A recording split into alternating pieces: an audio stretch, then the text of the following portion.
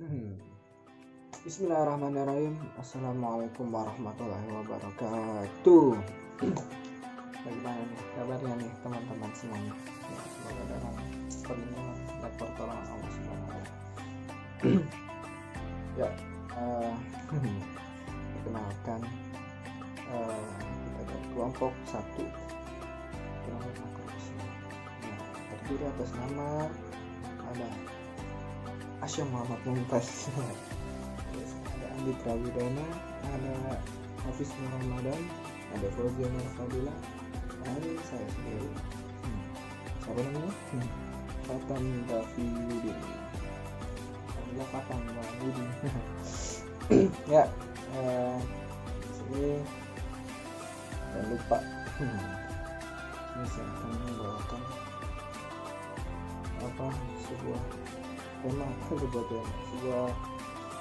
tugas dari Ustaz ini yang terhormat. Ini tugas sedikit memaparkan apa sih judulnya? Sedikit memaparkan kebijakan fiskal dalam perekonomian Islam masa Khalifah Umar bin Khattab. Yo, kita lanjut. Kita mengenal sejarah dulu. Umar bin Khattab adalah salah satu khalifah paling sukses dalam sejarah Islam. Seperti yang kita ketahui, dulu ada pernah dengar itu sejarahnya pada masa Umar bin Khattab ini sampai menguasai sepertiga dunia. Jadi sepertiga dunia ini dikuasai oleh Islam.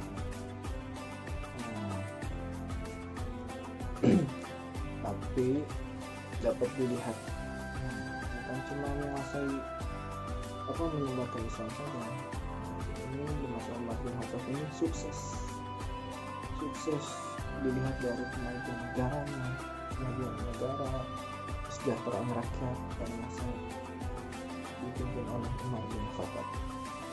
Dari segi apa aja sih? Dari segi ekonomi, sosial, politik, keamanan, pertahanan negara, perkembangan ilmu pengetahuan dan teknologi.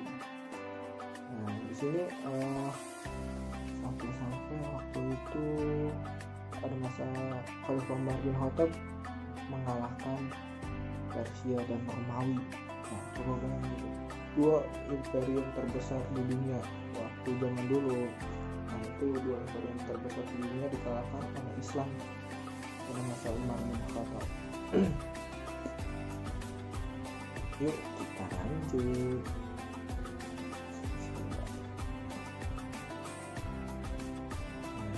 Tapi kita kan nggak sono, kita ngebahas tentang kehebatan atau dalam peperangan. Kita sering membahas ekonomi yang dibuat Umar bin Khattab. Dari segi kebijakan ekonomi, pertama kebijakan fiskal luar biasa.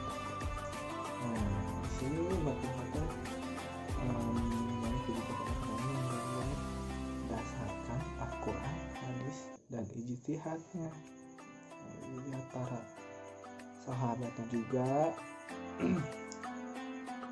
pendapatan negara meningkat yang sangat drastis. Di pendapatannya sangat drastis, sangat tajam, dan mendirikan Baitul Mal secara permanen. Jadi Baitul Mal di pusat negara ada, di masing-masing provinsi juga ada. Itu dari masa Umar. Di sini kita akan mengklasifikasikan pendapatan devisa negara dan pendistribusian pendapatan negara atau anggaran belanja negara menjadi 4 bagian. Di sini nanti akan muncul kader-kader, kader-kadernya. Tabel pertama, devisa dan belanja negara di masa Umar bin Khattab. Di sini pendapatan negara, ada pendapatan negara dan ada tujuan penggunaannya. Nah, ada zakat dan usyur. Jadi sebuah pendapatan utama. Pendapatan ini didistribusikan di tingkat lokal, dan jika terdapat surplus atau lebih gitu kan. Ini dapat surplus nih. Nah, jadi pendapatan tersebut disimpan di Baitul Mal pusat dan dibagikan kepada 8 asnaf. Nah, yang kedua ada ghanimah. Ini kan kalian udah tahu kan ghanimah itu apa nih? Ghanimah atau harta rampasan, khums atau disebut khums dan sedekah. Dan ini didistribusikan kepada fakir, miskin atau membiayai kesejahteraan mereka tanpa membedakan apakah dia seorang muslim atau non muslim atau bukan. Terus yang ketiga ada kharaj sayyidiyah dan sewa tanah. Nah, pendapatan ini digunakan untuk membayar dana pensiun dan dana bantuan serta untuk membayar biaya operasional administrasi, kebutuhan militer dan sebagainya. Oke, lanjut pendapatan lain-lain. Nah, pendapatan lain-lain ya, pendapatan ini digunakan untuk membayar para pekerja, pemelihara anak-anak yang terlantar dan dana sosial lainnya. Nah, di zaman Umar bin Khattab, asistensi saat Baitul Mal ini sangat dirasakan keperluan. Jadi asistensi Baitul Mal itu benar-benar dirasakan oleh masyarakatnya atau pada masa saat itu. Memerintahkan untuk mendirikannya sebagai lembaga keuangan muslim tentang penyelenggaraan pemerintahan Islam demi kemaslahatan pemerintah serta rakyatnya. Nah, lembaga ini mirip pada zaman sekarang ini lembaga Kementerian Keuangan, mirip dengan Kementerian Keuangan di zaman sekarang. Terus sedangkan pimpinan pengelolaannya yaitu kalau zaman sekarang bisa disebut dengan Menteri Keuangan. Dinas Hakim. Adapun salah satu agenda yang tiap tahunnya dilakukan. Nah, ini masuk ke negara Indonesia ya. Adapun salah satu agenda yang tiap tahunnya dilakukan negara Indonesia adalah membuat rancangan anggaran pendapatan dan belanja negara. Dan istilah ini teman-teman semua pernah mendengar ya kan ya, itu disebut dengan RAPBN. Pendapatan atau yang disebut dengan devisa dari negara Indonesia yang paling besar tiap tahunnya adalah bersumber dari ini sumber dari pajak. Nah, seperti yang dapat dilihat di tabel nomor 2 ya, pendapatan negara ini survei tahun 2015 sampai 2016 ya. Ini sumbernya dari Kementerian Keuangan Republik Indonesia 2017. Kita bisa lihat nih 5 jenis pajak terbesar yang dipungut oleh pemerintah pusat, itu ada pajak penghasilan, pajak penambahan nilai, pajak bumi dan bangunan, cukai, dan pajak perdagangan internasional. Nah, tentunya hal ini yang betul-betul sangat berbeda sekali berbeda sekali dari zaman Umar bin Khattab sampai negara sistem ekonomi negara Indonesia ini kan. Masa Umar bin Khattab itu masa negaranya yang terbesar bersumber dari zakat, sedangkan Indonesia tadi dari pajak. Nah, adapun yang menjadi belanja anggaran besar sepertinya dapat dilihat tabel. Nah, ada tabel 3 nih. Tabel 3. Nah, ini di sini kan kayaknya. Ya, silahkan dibaca. Ada antaranya masalah ini ya, berdasarkan kita lanjutin saja. Jadi udah disimak baik-baik. Berdasarkan APBN atau anggaran pendapatan dan belanja negara Indonesia pada saat ini yang dapat dilihat pada tabel-tabel tersebut. Nah, itu dia tuh anggaran belanjanya pada tahun 2015 sampai 2016. tentunya memiliki banyak perbedaan dengan pendapatan. Nah, sistem APBN yang digunakan berpedoman pada Al-Quran. Nah, jadi pendapatan tadi itu pendapatan Indonesia. Silakan pada masa Umar bin Khattab itu APBN-nya digunakan sesuai dengan Al-Quran dan hadis yang telah dikemukakan di atas muka. Yang menjadi perumusan masalah dalam penelitian ini adalah bagaimana kebijakan fiskal masa Umar bin Khattab dan apakah kebijakan fiskal di masa Umar bin Khattab sesuai dengan kebijakan fiskal di Indonesia pada saat ini. Gimana ya, sesuai nggak ya? Ya sih tidak. Nah, pengertian kebijakan fiskal. Nah, ini kita harus pahami nih pengertiannya. Jadi apa sih fiskal, ngomong apa nih fiskal? Nah, itu mungkin ada yang belum paham. Nah, di sini nanti di pengertian ini dijelaskan dalam Kamus Besar Bahasa Indonesia.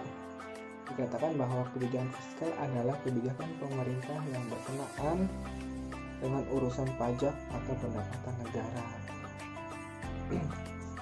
Ini pajak atau pendapatan negara dalam pengertian ekonomi konvensional. Kebijakan fiskal dapat diartikan sebagai langkah pemerintah dalam membuat perubahan dalam sistem pajak atau dalam pembelanjaan. Dan beberapa pengertian di atas dapat disimpulkan bahwa kebijakan fiskal adalah kebijakan yang dilakukan oleh pemerintah di bidang keuangan, seperti penerimaan negara, pengeluaran negara, dan utang. Landasan hukumnya, landasan hukum kebijakan fiskal ada menjadi landasan hukum kebijakan fiskal atau disebut penerimaan dan pengeluaran negara sebagai berikut. Nanti ada surat Al-Anfal ayat 41, artinya ketahuilah sesungguhnya apa saja yang dapat kami peroleh sebagai alasan oleh sesungguhnya 1/5 untuk Allah, Rasul, kerabat Rasul, anak-anak yatim, orang-orang miskin dan ibnu sabil. Jika kamu beriman kepada Allah dan kepada apa yang kami turunkan kepada hamba kami Muhammad di hari Furqan, yaitu di hari bertemunya dua pasukan, dan adalah Maha Kuasa atas segala sesuatu, dan Allah Maha Kuasa atas segala sesuatu. Quran surat Al-Anfal ayat 41. Tujuan kebijakan fiskal ini tujuannya umumnya tujuan yang ingin dicapai kebijakan fiskal adalah kestabilan ekonomi. Yang lebih baik, lebih mantap. Artinya tetap mempertahankan laju pertumbuhan ekonomi yang layak tanpa adanya pengangguran yang berarti di satu pihak, atau adanya ketidakstabilan harga-harga umum di pihak lain gitu kan. Dengan kata lain, tujuan kebijakan fiskal adalah pendapatan nasional real terus meningkat pada laju yang dimungkinkan oleh kerusakan ekonomi dan tersedianya. Jadi tujuannya ini apa ya, meningkatkan ekonomi sih pada intinya, meningkatkan ekonomi. Bagaimana masyarakat merasakan kesejahteraan gitu, kesejahteraan. Jadi Indonesia jadi kita memiliki pendapatan untuk mensejahterakan masyarakat kita gitu, mempertumbuhkan ekonomi kita, bukan malah mempersulit. Itu bahaya. Yuk kita lanjut. Faktor produksi dengan tetap mempertahankan sekalian umum. Jadi itu dia tadi. Kebijakan fiskal pada masa seperti yang tadi kita ketahui, distribusi zakat dan berkaitan pada masa Umar, yaitu zakat itu fungsinya adalah untuk orang-orang miskin dan fakir diberi bagian dari zakat agar keluar dari kemiskinan. Itu tujuannya tuh, zakat yang diberikan kepada orang miskin agar keluar dari kemiskinan, menghindarkan kesulitan ekonomi, dan memberikan kecukupan dan kemudahan kepada mereka. Jadi tujuan zakat itu jadi kemiskinan, mengurangi kemiskinan, terus keluar dari kesusahan gitu, dan menjadi orang yang berkecukupan. Sedangkan orang-orang yang lemah dalam jangka waktu yang lama atau sakit gitu, atau lainnya atau yang lainnya, itu mereka selalu mendapatkan bantuan. Jadi uang zakat itu untuk memberi bantuan sampai dia mampu. Kalau misalnya ada orang sakit nih, dia nggak punya duit nih, nggak punya biaya, itu perlu dibantu itu sampai dia sehat, sampai dia mampu gitu. Orang miskin ahli kita juga mendapat bantuan dari zakat setelah dibebaskan dari kewajiban membayar jizyah. Orang-orang miskin yang ahli kita, misalnya kayak ulama itu, ulama yang ahli kitab tapi dia bukan orang yang berkecukupan, itu dikasih zakat, dikasih uang zakat. Dan panitia pun yang ngasih zakat dapat juga nih, dapat zakat juga. Jadi tenang-tenang aja, tenang-tenang aja, kayak cahigu nih. Ya, yang kedua ada pendistribusian jizyah, faraj, usyur, dan yang berkaitan ada jizyah, usyur, dan faraj. Dan yang berkaitannya dari jizyah, faraj, dan usyur digunakan untuk menggaji khalifah. Jadi sekarang itu presiden lah gitu, uang tersebut untuk menggaji khalifah, para pegawainya, tentara, keluarga Nabi SAW, istri-istri para mujahid, dan lain-lain. Ya, jadi uang ini, uang kharaj, jizyah, dan usyur ini digunakan untuk menggaji khalifah, terus para menteri-menterinya, para pegawainya, terus tentara, para tentara, terus keluarga Nabi Muhammad SAW, istri-istri para tentara tersebut yang ditinggalkan mati, ditinggalkan meninggal atau syahid gitu. Adapun gaji dari masing-masing orang akan dijelaskan sebagai berikut. Ini gaji khalifah itu berapa ya? Sekitar 5.000 dirham. Ya, sekitar 5.000 dirham. Ada juga yang mengatakan riwayat lain itu sampai 6.000 dirham. Nah, ini dulu pada zaman Khalifah Umar ini, Umar nggak mau dia digaji, jadi dia kerja keras sampai waktu itu dengan cerita dia itu tidurnya ya di bawah pohon kurma gitu kan, tidurnya di bawah pohon kurma, tidak seperti sekarang. Tidurnya di atas kasur empuk, di bawah AC yang dingin, ya, AC yang dingin, dan kenikmatan lain. Tapi masyarakatnya tidak sejahtera gitu. Nah, di sini tadi gaji khalifah dan harusnya ada gaji pegawai. Biasanya gaji para pegawai disesuaikan dengan tugasnya masing-masing gitu. Jauh dan dekat wilayah itu dihitung dari jauh dan dekat wilayah atau mahal dan murahnya barang-barang di tempat kerja mereka, dan harga-harganya gitu. Ini tentara juga digaji, gaji tentara, pembagian gaji ditentukan dengan kedekatan seorang tentara dengan nasab Nabi dan paling dahulu masuk Islam. Lanjut, distribusian harta rampasan perang atau disebut dengan ghanimah. Dulu nih waktu pesantren nih, anak-anak kelas 12 nih kan, anak-anak kelas 12 nih lulus. Nah itu barang-barangnya kan ada yang nggak dibawa tuh, ada aja tuh yang nggak dibawa tuh. Nah itu kalau bagi anak-anak santri itu, ini ghanimah nih. Nah, yang pesantren pasti ngerti nih.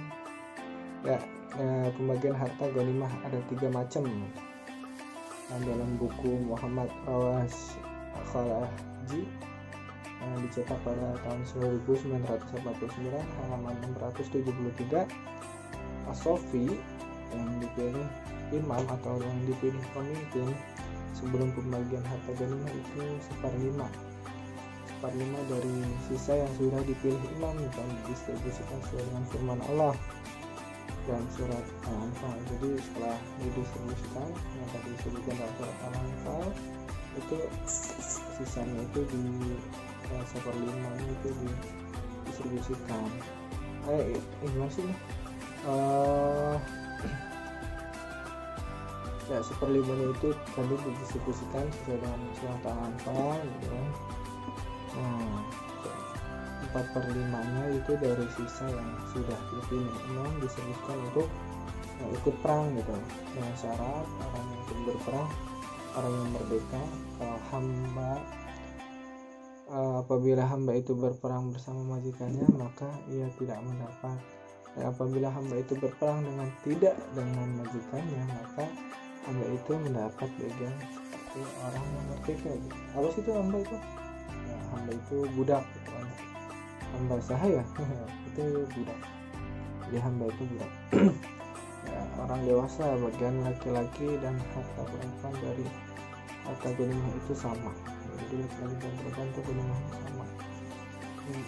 Begini buat tentara ini ya pendapatan lain-lain. Ini pembagian ghanimahnya maksudnya, bukan buat tentara mau terima udah ya. Ini pendapatan lain-lain, yaitu pendapatan ini digunakan untuk membayar para pekerja, pemeliharaan anak terlantar dan dana sosial. Tadi udah dibahas pada tabel pertama.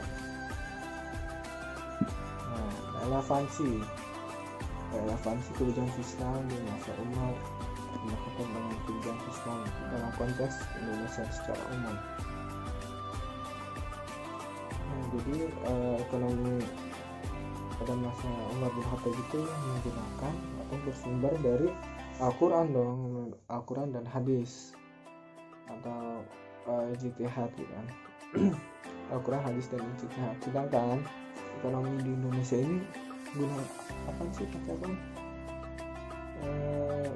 Kalau ekonomi di Indonesia ini menggunakan sistem ekonomi campuran sih, yaitu perpaduan antara ekonomi kapitalisme dengan ekonomi sosialisme yang bersumber dari pemikiran manusia saja gitu. Jadi ekonomi pada masa Umar bin Khattab bersumber langsung dari Allah kepada Rasulullah. Ekonomi Indonesia yang menggunakan begitu campuran antara ekonomi kapitalis dan sosialisme. Jadi ketahuan jadi ketahuan mau ekonomi yang lebih maju, pakailah gunakanlah sumbernya dari Al-Quran dan As-Sunnah. Jadi kesimpulannya pada dasar kebijakan fiskal yang terjadi di masa Khalifah Umar bin Khattab ya sangat berbeda dengan kebijakan fiskal di Indonesia. Hal ini terjadi di masa Khalifah Umar bin Khattab yaitu yang berbeda dari sumbernya yang tadi kita ketahui. Umar bin Khattab menggunakan sumber dari Al-Quran, hadis dan ijma. Ijma para sahabat di masa itu. Sedangkan kebijakan fiskal Indonesia itu tidak berdasarkan Islam ya. Menggunakan tadi campuran ya, ini ada ekonomi kapitalisme dan sosialisme ya. Jadi itulah gimana ya ekonomi mau maju ekonomi mau maju ya gunakanlah sistem Al-Quran menggunakan sistem Islam yang bersumber dari Al-Quran, As-Sunnah atau hadis dan ijma para ulama. Jadi pada masa Khalifah Umar bin Khattab ini menjadi sebuah pelajaran untuk Indonesia kan ya, berbeda jauh sekali ya dimana pada masa itu kesejahteraan rakyatnya itu begitu sangat terasa gitu.